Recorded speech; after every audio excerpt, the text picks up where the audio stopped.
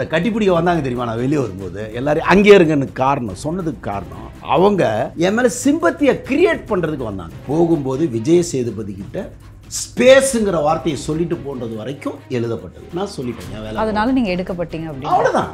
என்னுடைய ஸ்பேஸ் அங்கு யாரும் எடுக்கவே முடியாது. நாங்கள் திங்க் பண்ணுறதை நீங்கள் கேஸ் போட்டு என்ன தடுப்பீங்களா? ஏன் சார் நீங்கள் அங்கேயே திங்க் பண்ணிட்டு இருக்கீங்க?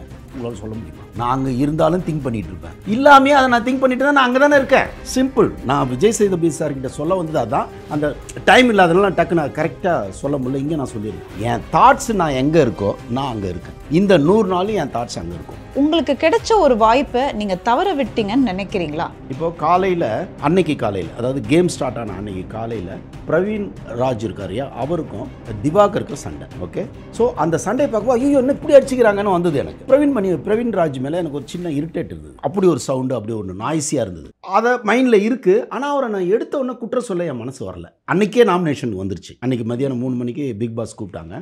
நம்ம சொல்ல வேண்டிய நிர்பந்தம் எனக்கு என்னென்னா, சரி அந்த இடத்துல தான் அப்படி பண்ணியிருப்பாரு, அதனால் பிரவீனை சொல்லணுமான்னு எனக்கு ஒரு கன்ஃபியூஷன். அதில் குழப்பத்தில் நான் டிசைடிங் இல்லை சார் என்னை ஃபஸ்ட் டேவே கேட்காதீங்க. இப்போது நான் சொல்கிறேன், ஒரு வாரம் அலோவ் பண்ணால் பெட்டர். இவங்களுடைய ரூல்ஸில் ஒரு வாரம் வேறு டாஸ்க் கொடுங்க, டஃப் டாஸ்க் கொடுங்க, அதுக்குள்ளே ஃபில்டர் பண்ணுங்க. ஆனால் ஒரு வாரத்துக்குள்ளே இவன் நல்லவன், இவன் கெட்டவன், இவன் வேணான்னு சொல்லக்கூடாது. இவனை வெளியே ஒரு வாரத்தில் எப்படி இங்கே அனுப்ப முடியும்? இப்போ பிக் பாஸ்க்கே ரூல்ஸ் சொல்கிறீங்க. நாமாமையன் ஒய் நாட்? நான் டைரக்டருங்க. நான் அதை தவற விட்டேன்னு நினச்சவங்க கிட்ட நான் என்ன சொன்னாலும் அவங்க கன்வின்ஸ் ஆக மாட்டாங்க. ஏன்னா முடிவு எடுத்துட்டாங்க நான் தவற விட்டுட்டேன்னு. எனக்கு தெரியும் அது எழுதப்பட்டது நடக்குது. நல்லா கேட்டுங்க. அது மாதிரி நான் பிக் பாஸுக்கு வரணும் என்பதும் எழுதப்பட்டது, ஒரு வாரத்தில் வெளியே போக வேண்டும் என்பதும் எழுதப்பட்டது. போகும்போது விஜய் சேதுபதி கிட்ட ஸ்பேஸுங்கிற வார்த்தையை சொல்லிட்டு போன்றது வரைக்கும் எழுதப்பட்டது. நான் சொல்லிட்டேன் என் வேலை. அதனால நீங்கள் எடுக்கப்பட்டீங்க அப்படி. அவ்வளோதான். அவ்வளோதான். எனக்கு கொடுக்கப்பட்ட இவ்வளோதான். இது மேடம் எல்லாம் எழுதப்பட்டது நடக்கிறது. நீங்கள் இதை நம்புறது கொஞ்சம் கஷ்டமாக இருக்குது. இப்போ இருக்கிற ஜெனரேஷனுக்கு பூமரை ஒதுக்க முடியாது உங்களால். ஓகே, நீங்கள் பூமரை ஒதுக்குறீங்கன்னு சொன்னீங்கன்னா பூமியை ஒதுக்குற மாதிரி. ஏன்னா அனுபவம் தான் பூமர்.